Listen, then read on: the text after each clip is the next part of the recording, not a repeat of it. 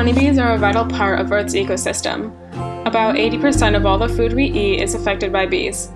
In this presentation, I'm going to go through the bee anatomy, how the beehive works, bee mythology, what bees do, and how bees impact the environment.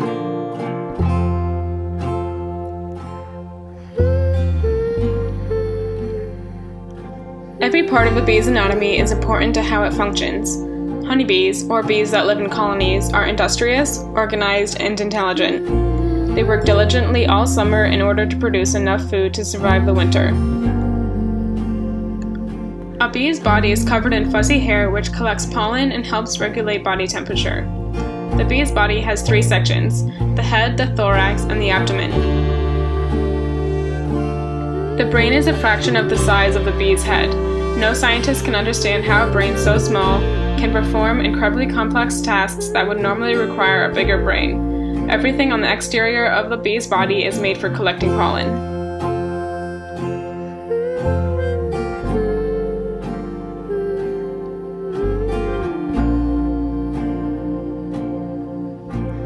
In the hive, there are three different types of honeybees. The worker bees are all female and they collect nectar and pollen from flowers and plants. The drones are all male, and their only job is to mate with a third type of bee, the queen.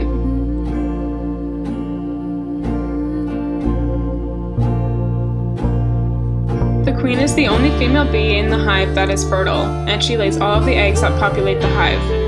In nearly every species, a male bee's only job is to mate with the queen. Most male bees don't even have the structures necessary to make wax or carry pollen, so males in social species cannot contribute to the daily work that goes on in the hive. In fact, female honeybees usually force surviving males out of the nest before winter or when food becomes scarce.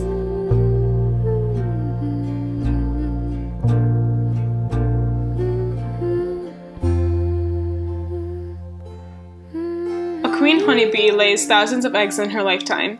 She places one egg into each cell in the brood area of the hive. The queen bee has control over whether she lays male or female eggs.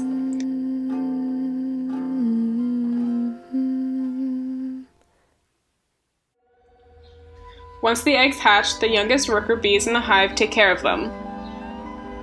For the first 2 days of the larvae's lives, the workers feed them royal jelly, a substance secreted from the workers. After that, the larvae eat pollen or bee bread, a mixture of pollen and nectar. The only exception is the queen bee. When the workers raise a new queen, they feed her only royal jelly.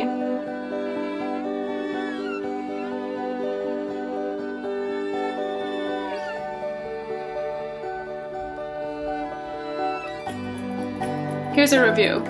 The worker bees collect pollen and nectar and make the honey. The drones mate with the queen, who lays the eggs in the hive.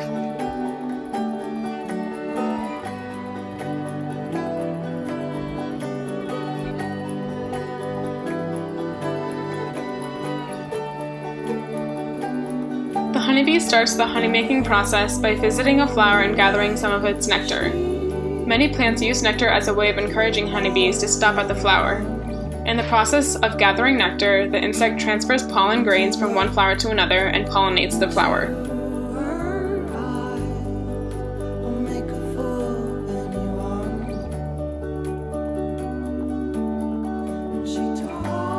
Most flower nectars are similar to sugar water, sucrose mixed with water. Nectars can contain other beneficial substances as well. To make honey, two things happen. Enzymes that bees produce turn the sucrose, a disaccharide, into glucose and fructose, monosaccharides. Most of the moisture in the nectar has to be evaporated, leaving only about 18% water in the honey. The process of changing the nectar to a monosaccharide and then evaporating most of the water in it makes honey inhospitable to bacteria, mold, and fungi. The effect is that the honey is non-perishable, lasting years without refrigeration.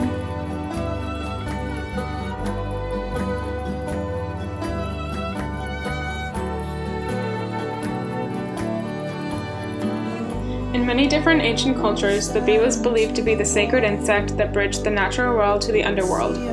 Appearing in tomb decorations, Greek tombs were once shaped as beehives. Bee motifs are also seen in Maya cultures, an example being the bee god found in Maya ruins, likely designated honey-producing cities who prize honey as a food of gods. In ancient Egypt, the bee was an insignia of kinship, associated particularly with Lower Egypt, where there may have been a bee king in pre-dynastic times.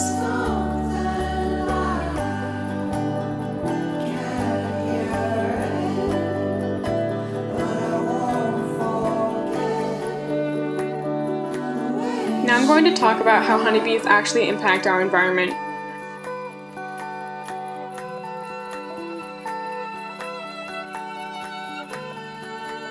For much of the past 10 years, beekeepers, primarily in the United States and Europe, have been reporting annual hive losses of 30% or higher, substantially more than is considered normal or sustainable. But this winter, many U.S. beekeepers experienced losses of 40 to 50% more. One example of this is my own hive. This summer, our bees were more than prepared for winter, but for an unknown reason, the whole hive died. The same goes for all 5 of my uncle's hives and others across Connecticut.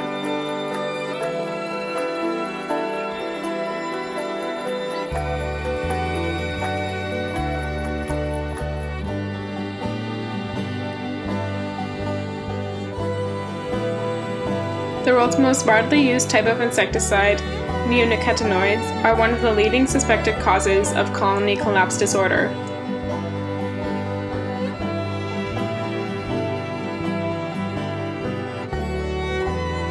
Now, what is colony collapse disorder? CCD is a phenomenon in which worker bees from a honeybee colony abruptly disappear.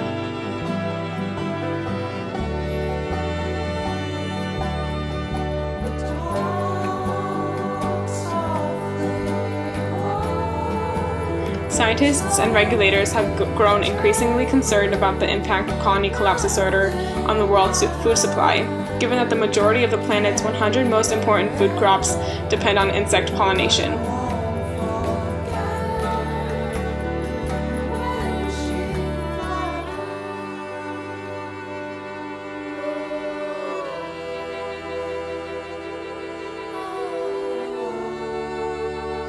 The cause of colony collapse disorder is likely a combination of factors that includes the widespread use of pesticides and fungicides, as well as Varroa destructor, the bee-killing parasite.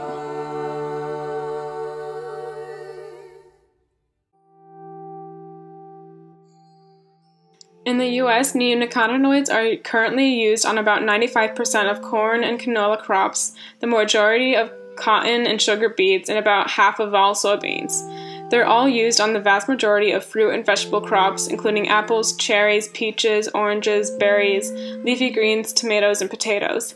Neonicotinoids are also applied to cereal grains, rice, nuts, and wine grapes. Neonicotinoids started being used on crops because it has a low toxicity to humans, but the environmental impacts are detrimental.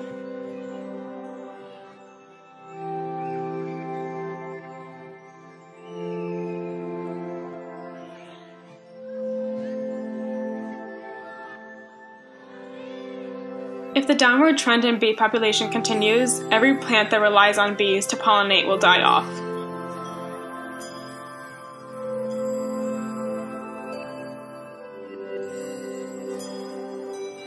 And when those plants die off, the livestock that depends on those plants will need a different source of food.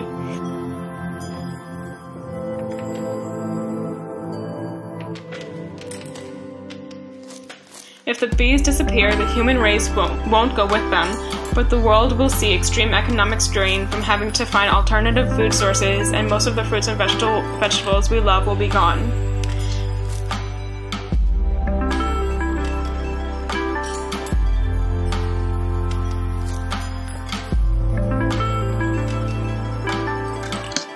I hope you liked my presentation. The rise of colony collapse disorder is a huge problem that not many people know about, so I wanted to share it with you. I hope this video was informative and urges you to learn more about this problem and how we can fix it. Thanks for watching.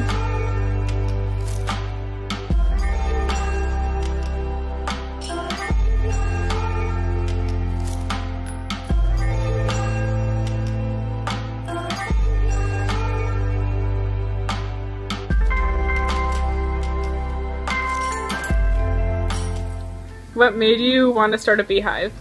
Thought it would be a fun hobby and just interesting for the family to participate in.